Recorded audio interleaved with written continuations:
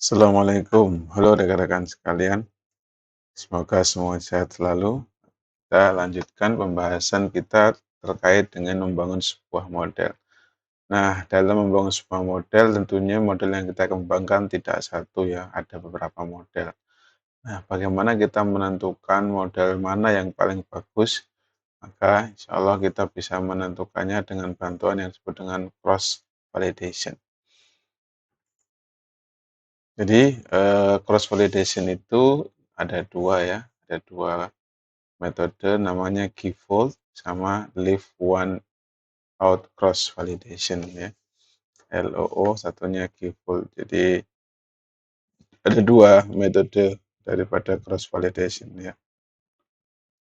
Nah, untuk yang Key-fold cross validation, maka K ini adalah jumlah data yang nanti atau jumlah bagian yang akan didapatkan dari training dataset. Dia dibagi berapa kali, ya misalkan kalau 5, ya maka nanti jumlah datanya akan dibagi menjadi 5 bagian.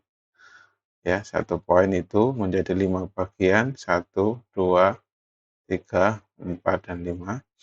Kemudian percobaannya diulang sebanyak K kali atau 5 kali. Ya, untuk kasus ini ya, 5. Nah, dalam pelaksanaannya, ini ada beberapa percobaan ya, anggap aja 1, 2, 3, ini sampai 5. Percobaan pertama, bagian 1 menjadi test set, sisanya training set. Percobaan kedua, ini percobaan kedua, bagian yang kedua menjadi test set, sisanya menjadi training set. Percobaan ketiga, bagian yang ketiga menjadi test set, yang lainnya menjadi training set ya, dan seterusnya. Nah, ini dalam proses pengembangan ya.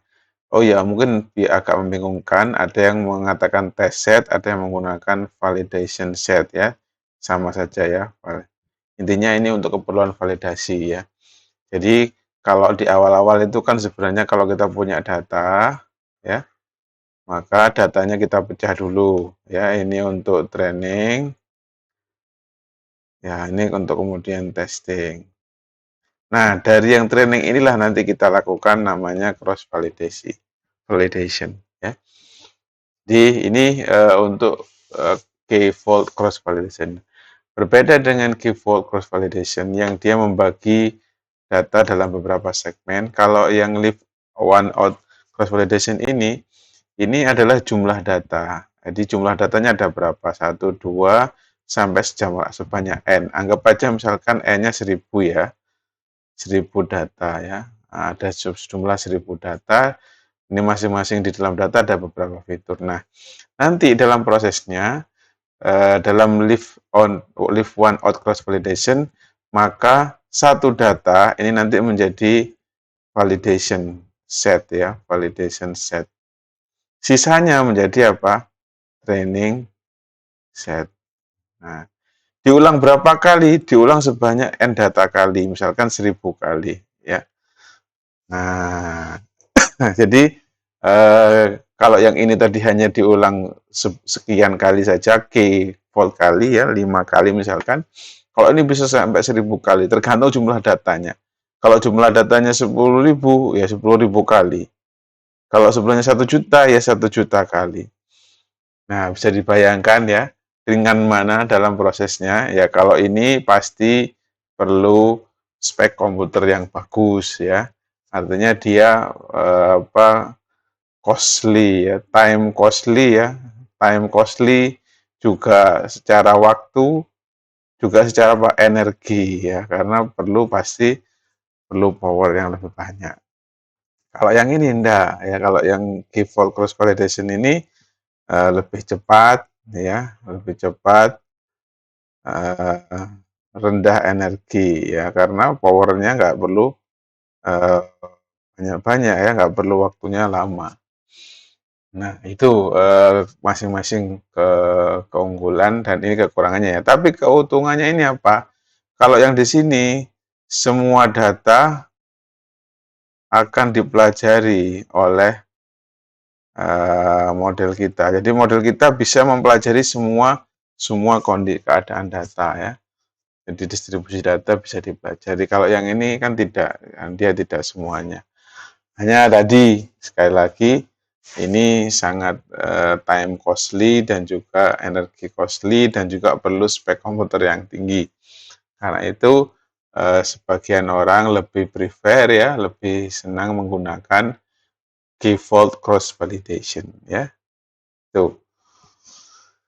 Kemudian terkait dengan validasi silang ini ya, kalau kita mungkin hanya membagi data tadi kan ya di awal, kemudian kita ulangi lagi ya, ini training, kemudian ini testing ya, kemudian dalam pengembangan yang training ini kita pecah lagi dalam development model ya, ini menjadi training, ini menjadi validation atau istilahnya tes ya, tes dalam rangka pengembangan ya.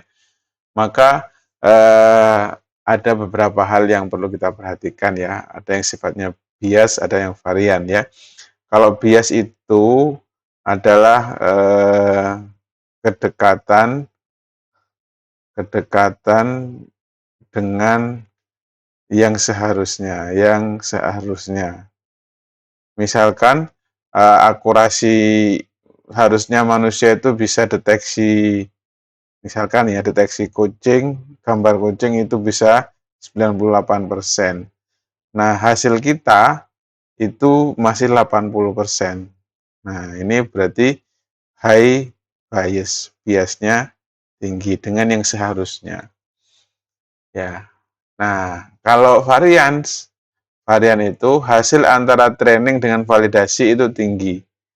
Ya, ini bias. Kalau varian ini hasil training. Misalkan hasil trainingnya 90.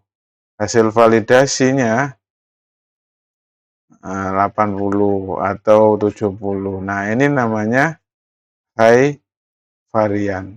Variannya tinggi. Nah, kalau kita ingin biasnya itu rendah, untuk biasnya itu rendah, maka training datanya harus dibanyakin. Ya, agar biasnya rendah, maka training datanya harus dibanyakin. Karena itu LOO cross validation ini cocok. Kenapa? Karena training datanya kan besar, trainingnya ini, jumlah trainingnya ini. Untuk trainingnya kan besar dia daripada jumlah untuk validasinya. Sehingga memang kalau ingin mendapatkan bias yang rendah, ini yang merah bias ya, maka kita gunakan LOO cross validation kalau ingin itu. Tetapi ya dia variannya tinggi ya, variannya tinggi. Kenapa? Training sama validation-nya itu besar kalau menggunakan LOO cross validation. Kalau menggunakan hanya pembagian sederhana saja seperti ini, ya pembagian seperti ini, nanti efeknya adalah variannya mungkin rendah, tetapi biasnya yang tinggi karena kekurangan data training. Karena itu di sini kalau kita kan inginnya di daerah sini ya, low bias, low variance. Biasnya rendah, variannya rendah, maka kita perlu ini solusinya adalah menggunakan K-fold cross validation ya, tentunya pemilihan K-nya yang tepat. Ya, pemilihan K-nya yang tepat. Bagaimana memilih K tepat? Nah, itu dicoba-coba. Yaitu penjelasan kita terkait dengan validasi silang. Kemudian faedahnya apa sih menggunakan validasi silang? Jadi menggunakan cross validation ini membantu kita untuk mencari model. Jadi model itu kan macam-macam ya. Ada strukturnya, ya misalkan strukturnya itu berapa hidden layer. Ini ada berapa hidden layernya. Kemudian ada berapa unit di setiap hidden layer. Ya, ini terkait dengan strukturnya.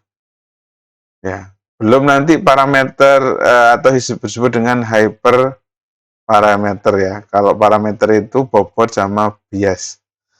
ya. Ada nanti namanya kita akan menggunakan optimizer-nya ya, atau parameter optimizer atau mungkin learning rate. Learning rate-nya berapa? Atau nanti ada momentum rate ya. Nah, nanti ada beta 1, beta 2 kalau menggunakan optimizer yang ada tertentu, optimizer tertentu ya. Ada atau range prop itu. Itu contohnya ya. Ada kemudian kalau mungkin nanti kita menggunakan istilahnya ada epoch ya. Epoch itu apa? Jumlah epoch itu adalah misalkan kita punya data ya, data, kemudian ini pasangan data in sama out ya. Ini dilatihkan pada jaringan saraf. Ini semua data dilatih sekali, ketemu hasil kan, model. Ini disebut dengan satu epoch. Kita ulang lagi, kita ulang lagi untuk mempelajari satu paket data ini, itu namanya sekian epoch. Kalau beda dengan iterasi ya, karena nanti di dalam sini kan data ada banyak, misalkan ada n data jumlah ya, maka masing-masingnya itu belum satu epoch. Kalau satu n data ini selesai dipelajari oleh ANN kita, maka itu satu epoch. Nah, ini kita mau ulang berapa kali? Itu juga kita perlu ada pemilihan ya. Ini juga perlu dicari. Ada kemungkinan nanti jenis activation function-nya ya. Activation function, fungsi aktivasinya ya. Kan ada banyak tuh, ada yang relu, ada yang sigmoid ya, ada yang tanH, tanhar. Nah, ini mana yang terbaik untuk kita? Nah, ini harus kita cari semua, kita coba-coba semua satu-satu. Nah, ini memang jaringan saraf tiroid atau deep learning itu tidak ada yang spesifik harus bagaimana. Tapi intinya kita harus mencobai semua ini. Ini kita harus cari ini, harus cari ini. Nah, ketika kita mencari ini semua, ini kan dalam rangka pengembangan ya. Kita sedang mendevelop model. Nah, pertanyaannya, mana model yang terbaik dari sekian itu? Nah, ketika kita mencoba setiap model, maka gunakan cross validation. Jangan hanya dibagi training sama testing, jangan.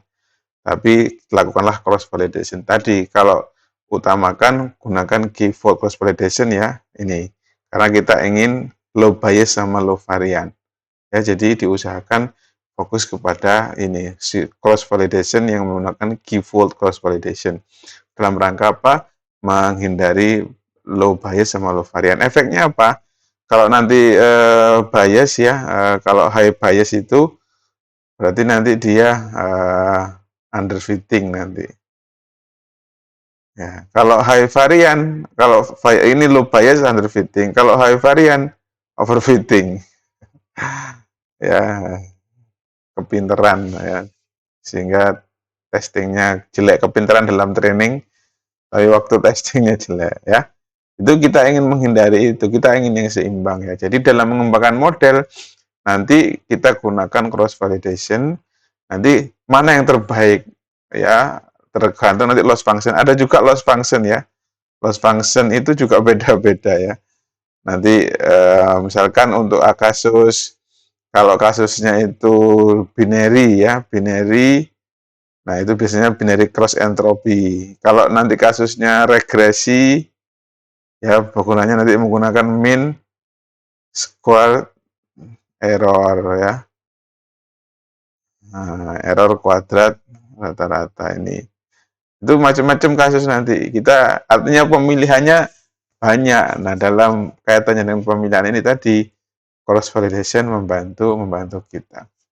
Oh ya, ada satu lagi mungkin yang kita perlu cari juga batch ya, atau saya mungkin tulis di sini aja. Itu batch ya, istilahnya berapa ukuran batch-nya ya. Jadi terkait dengan batch ini mungkin saya tulis di sini. Ada batch size ya, itu nanti ada namanya batch size. Itu juga perlu dicari ya. Kenapa adanya batch size? Jadi kalau kita punya data, jumlah data M misalkan, ini data pembelajaran ya, bukan data input ya, jumlah data yang kita miliki itu ada mungkin 1 juta gitu. Nah, kalau 1 juta ini langsung sistemnya kita training dengan data langsung 1 juta ini ya. Ini datanya ya, misalkan ini 1 juta. Nah, ya ini sejumlah M, ini sejumlah fiturnya ya, N misalkan ya. N itu jumlah ininya, unit inputnya sebanyak N. Nah, M-nya itu datanya, jumlah datanya ya. Datanya itu ada berapa. Jadi ini data 1, 2, 3, 4. Ini misalnya sebanyak N, ini sebanyak M. Panjangnya sini. Adapun keturunnya sebanyak N, ini masuk ke sini. Nah, ini kalau seribunya langsung kita masukkan bareng-bareng ya. Ini langsung kita 1000 semuanya. Itu akan pasti perlu waktu yang lama ya. Waktunya lama. Apalagi kalau kita menggunakan, ini kan sekarang kan menggunakan matrik ya, tidak iterasi, namanya factorization. Jadi semuanya dalam bentuk matrik. Jadi perkaliannya sudah perkalian matrik dalam komputer, tidak lagi kita looping. Kalau looping terlalu lama lagi. Nah, ini kalau besar segini ya, sistemnya akan berat. Sehingga perlu kita bagi menjadi batch size ya. Bisa jadi kita bagi dulu dalam per 1000 ya. Per 1000. Jadi kalau per 1000 berarti nanti ada, ini berarti ukuran batch-nya 1000. Nah, bagaimana agar semuanya? Nanti 1000 diulang 1000 kali. Ya, jadi itu berarti nanti 1 epoch. Ya, tapi nggak langsung 1 jutanya, nggak langsung 1 juta langsung itu nggak. Nah, menentukan batch size ini juga nanti perlu pemilihan ya. Dalam penentuannya nanti bisa menggunakan cross validation. Ya, saya kira itu pengantar sebelum kita nanti mencoba coding bagaimana mendesain model berbasis cross validation. Kita ketemu pada video pengkodingan. Terima kasih, stay tune. Assalamualaikum warahmatullahi wabarakatuh.